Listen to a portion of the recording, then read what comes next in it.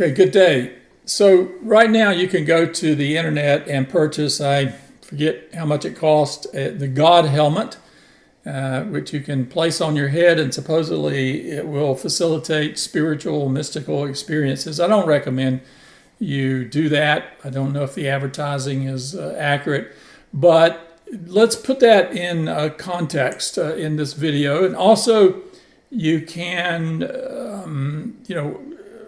access many mood-altering drugs, some legal, some illegal.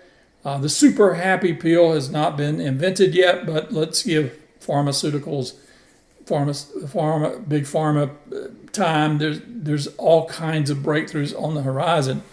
So to put this in a larger context, what we're talking about is radical human technological enhancement. That is using a variety of breakthrough technologies, advanced AI, which is getting appropriately a lot of attention these days, robotics, tissue engineering, body part replacement, nanotechnology, genetic engineering is going to be big, to using these various technologies to radically enhance human beings technologically in 5 areas.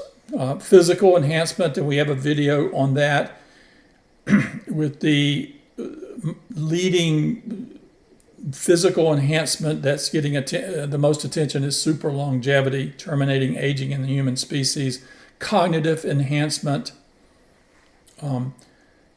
affective or emotional enhancement, moral enhancement, and spiritual enhancement. So in this video, we're talking about spiritual enhancement and to some degree affective enhancement. So I named it Spirit Tech, which I borrowed from a book that was out a few years ago called Spirit Tech, with the subtitle The Brave New World of Consciousness Hacking and Enlightenment Engineering. So TMS, transcranial magnetic stimulation, is a relatively safe, non-invasive technology that's out there that is used now to treat major depression. So an electromagnetic coil is placed on the forehead, and for our purposes, the question is, can it activate what has sort of simplistically been called the God spots, and that have associated spiritual/mystical experience. So this is usually portrayed as an individual kind of experience, although there are brain-to-brain and computer interface experiments and programs going on that gives it a communal feel. Now, this is usually the first thing that's thought about when you think about high-tech spirituality is these kind of activating the so-called God spots. And there is, however, a associated category of study that's very active now and advancing on psychedelics. So one of my colleagues is greatly involved in this, Ron Cole Turner, and spiritual enhancement through psychedelics. So psychedelics are, there was a research on psychedelics and spirituality back in the 60s. And that very interesting research never really got grounded because it got pushed down with the so-called war on drugs. And there are those now who are suggesting that the war on drugs is too generalized and that psychedelics, or what's sometimes called hallucinogenic agents, should be in a different category, different schedule of drugs than the highly addictive, dangerous drugs like heroin and cocaine, for example.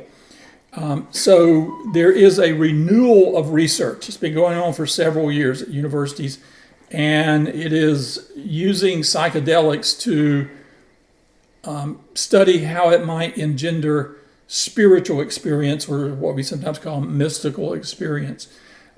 And it's also hugely being studied in terms of its mental health potential. This is already out there. I mean, there's no stopping this. It's undeniable now that the psychedelics are going to play a role in mental health delivery. Now, exactly how, in conjunction with talking therapy and other pharmaceuticals, what kind of support you need, getting through the safety issues, that's all very complicated, but it's an ongoing process. For our purposes here, there's also this spiritual enhancement, spiritual experience possibility. So related to this is Andrew Newberg, who we are bringing to speak at my university, who is the leader in neurotheology. And neurotheology is mapping the brain activity with regard to spiritual experience and religious expression, and so that's related to psychedelics and other pharmaceuticals that might impact these experiences and these activities in the brain.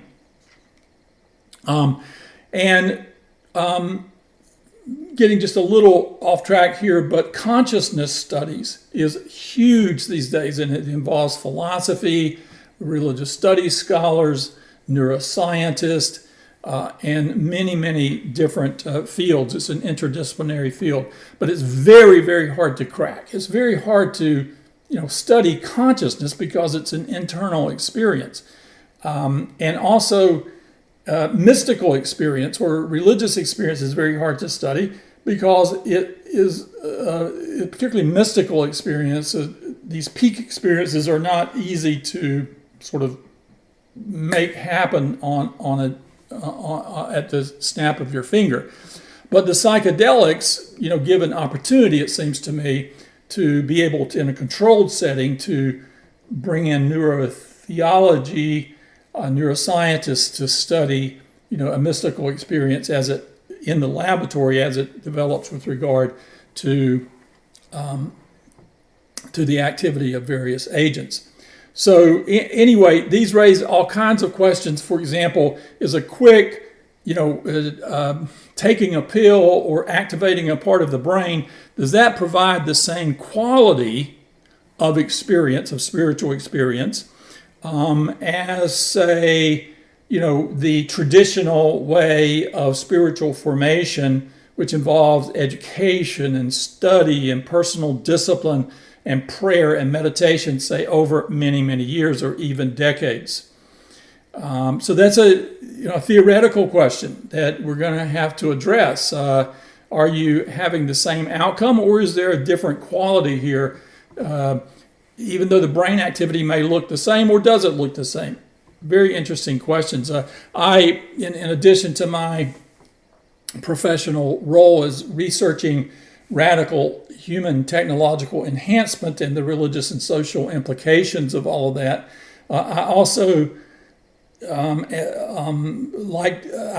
love monasteries, and I have some history of spending a good bit of time in monasteries of different religious traditions: Zen, Thai, Roman Catholic, Hindu.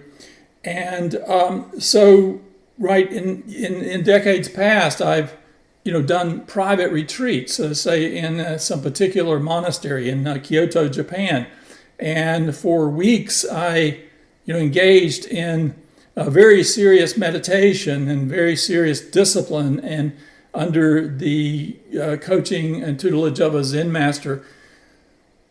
That's another story, very hard to get in there, but that was a wonderful experience, and I had benefits that were life-changing and that were profound for me. Well, what if I could, hook up some version of a God helmet or electromagnetic coil and activate parts of my brain and have this similar kind of quality of life outcome Is it the same? Is it different? Is it fair? So you see the questions here. I'm not here to answer the questions so much as to raise the questions and to say that the faith traditions need to be engaged in looking at these kinds of questions.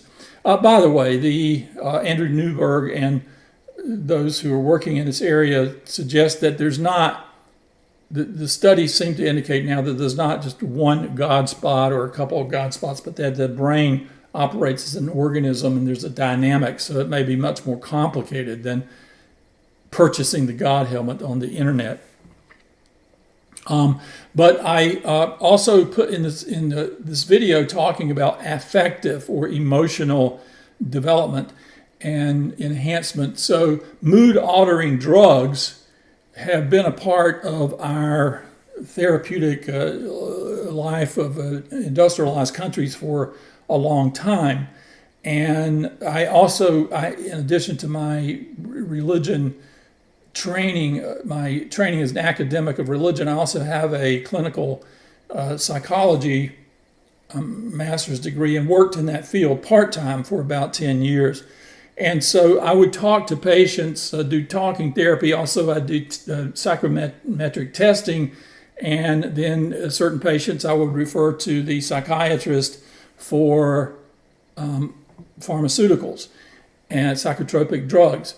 And so we're moving into a realm where I don't think talking therapy is going to go away anytime soon, but it's certainly going to be in an adjunct with an increasing sort of sophistication of developments of psychotropic drugs, and with psychedelics coming in and playing a role, the whole field is going to change, I think.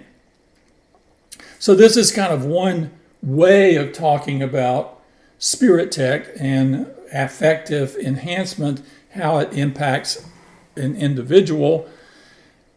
But also, another angle of this, and I talk about all of this in our co-authored book, Religion and the Technological Future, is the use of, just to give an example, the use of AI robots to deliver care in, say, for example, assisted living facilities or nursing homes, or even in a hospital ward, and or pastoral care. Is there a role for AI robots? Very, very primitive at this point, but let me tell you, with AI advancing rapidly, we are going to see developments for sure. And so these raise all kinds of questions, just like all the other categories of enhancement in terms of distributive justice. How accessible are these various developments going to be?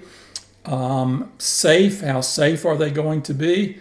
Are you going to take a proactionary stance? That is, we need to forge ahead on these fast as we can on these developments because of the suffering that they can relieve, or are you precautionary? We need to be careful and slow and deliberate and understand all the side effects. So thank you for your attention, and stay tuned for developments. Thank you.